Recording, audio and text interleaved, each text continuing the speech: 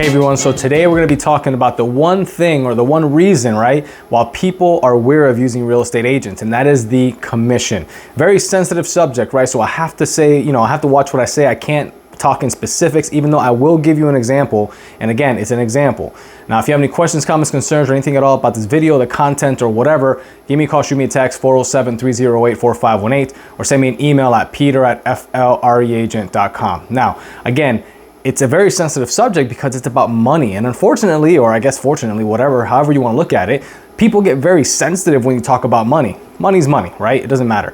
But people get sensitive about it. They get pissed about it when we talk about this, especially when you find yourself paying out a commission to an agent that you feel didn't do the work, right? Or you feel like they didn't deserve that full amount of money. But let me tell you, it's not broken down the way most people think. I want you to take a look at here, up here. I'm going to put a rhetorical number, all right? It's an example. Remember, negotiations are always in place when it comes to real estate. So when it comes to your real estate agent's commission, that also is negotiable. If they tell you I do, 4%, 3%, 2%, 6%, it doesn't matter what it is. That is my standard. That is my bottom line. It is always negotiable. There is no standard. You can actually get in a lot of trouble for saying this is the legal standard, this is the bottom line, this is the minimum. So remember that. This is an example. I'm going to use 5%. So 5% is an example just for easy math, easy numbers, okay? So when you look at 5%, you think, okay, a purchase price or a sales price of $300,000, for example, right? You look at that and you say, man, this guy or this gal is going to make quite a chunk of money. But that's not the way it works. You see, that 5% usually most of the time, right? And I'll explain here at the end how this does not apply in every instance, but most of the time it splits into two different columns, okay? So now you have 2.5% and 2.5%.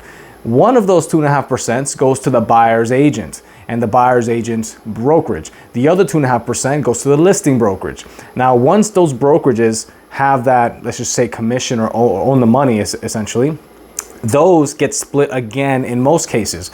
So again, let's just say the listing brokerage, focus on that. So the 2.5% that went to the listing brokerage gets split again between the broker and the listing agent.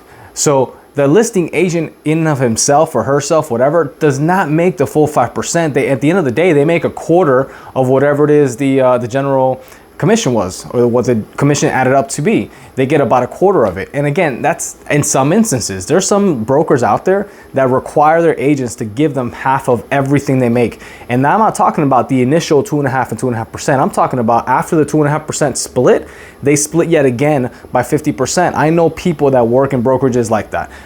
It's dumbfounding to me, right? Because I think the agent does most of the work, so they should get a little bit more, right? But that's the way it's broken down. So when you look at commission amounts, whether it's 5%, 6%, 10%, 2%, doesn't matter. Just remember that it doesn't always go to the listing agent. There's always a breakdown, always. So keep that in mind. Now, in instances where this does not apply is when you have a transaction broker that acts in favor of both parties. In other words, if I list a property and I find a buyer. If I list a property and I find a buyer, there is no cooperating broker. So I am entitled to the full 5%. Let's just say that number because I use it as an example. So I'm entitled to the full 5%. Now, there's agents out there, there's brokers out there that will change that. They will negotiate that after the fact. They'll tell you, listen, if I bring the buyer, I'll give you a discount and do it at 4%, 3%, 2%, 1%. It doesn't matter because, again, everything's negotiable. But there are agents like that out there. So ask the questions. Maybe the agent you pick is like that. Maybe they're not. Who knows? But just make sure that you fully understand how commissions work before you use that as a crutch or as a reason to not use a professional in this industry. At the end of the day, we are sales professionals, we are salespeople, and I know people hate salespeople, but I'm proud of it, right? I've been doing it for a long time, and I'm good at what I do. And as long as I bring the value to meet that fee, if you will, then there shouldn't be an issue, right? Especially if at the end of the day, you get exactly what you want in terms of net profit. So ask the questions about commissions, fully understand them before you say yes or no to a listing agreement, and then make sure you're informed and make sure you stay involved in the process. If you have any questions, comments, concerns, or anything at all, again, feel free to give me a call, shoot me a text, 407-308-4518, or send me an email at peter@flreagent.com. All right, we'll talk soon. Bye.